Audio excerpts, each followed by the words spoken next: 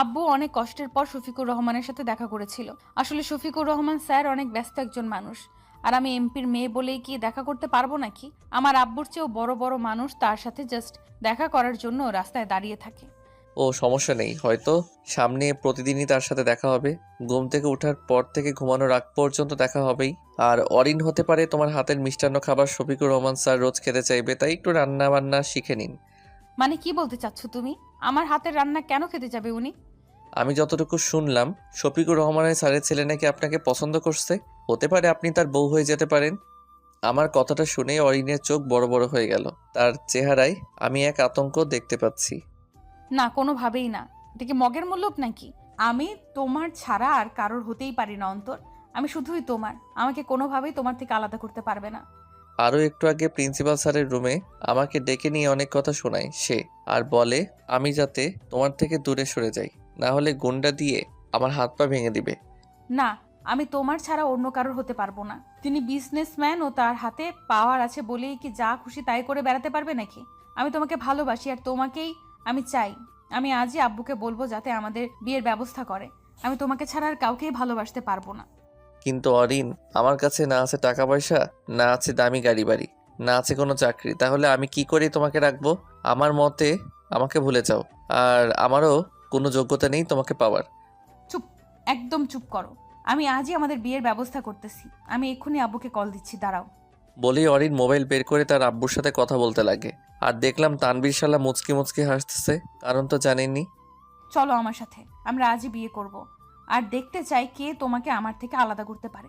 আমি শুধুই তোমাকে চাই, আর চাকরির কথা ভাবিও না, সেটা আমি ব্যবস্থা করে দেব। মোট কথা, যে কোনো মূল্যেই তোমাকে চাই, হারাতে চাই না তোমাকে আমি। ঠিক আছে, তুমি যা বলো, তবে আমার বাসায় একটা কাজ আছে, সেটা শেষ করে তোমাদের বাড়িতে আসতেছি, তুমি যাও। তখনই আমার মোবাইলে কল আসে। দেখলাম আব্বু কল দিছে। আমি কল কেটে মেসেজ করে দিয়ে বলে দিলাম গেটের বাইরে একটা গাড়ি রেখে বাসায় চলে যেতে, সাথে যেন ড্রাইভারও থাকে।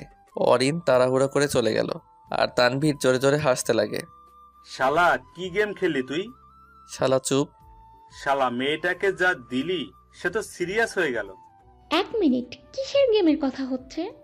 তাহলে শুনেন, অনেক দিন যাবৎ আপনাদের বলে আসছি আমি ড্রাইভারের ছেলে, তবে সেটা সত্যি নয়। আসল সত্যি হলো এতক্ষণ যে শফিকুর রহমানকে নিয়ে কথা বলছিলাম, সেটাই আমার আসল আব্বু, আর আমি কোনো ড্রাইভারের ছেলে না। কি? অন্তর যা বলছে সব সত্যি বলতেছে। অন্তর বিজনেসম্যান শফিকুর রহমানের ছেলে। হ্যাঁ, আমি দেখতে চাইছিলাম আব্বুর সেই পরিচয় ছাড়া চলতে পারি কিনা। তাছাড়াও আমি সাধারণভাবে চলাফেরা করতেই পছন্দ করি, তাই ছদ্মবেশে এই কলেজে ছিলাম।